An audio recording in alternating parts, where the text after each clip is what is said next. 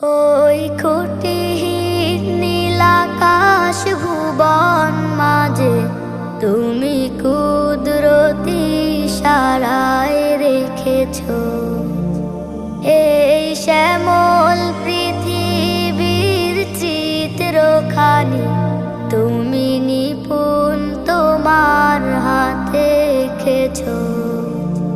ওগো আল্লাহ, শুকর তোমার আমারে যে মুসলিম করেছ। ওগো আল্লাহ, শুকর তোমার আমারে যে মুসলিম করেছ। তুমি সাগরে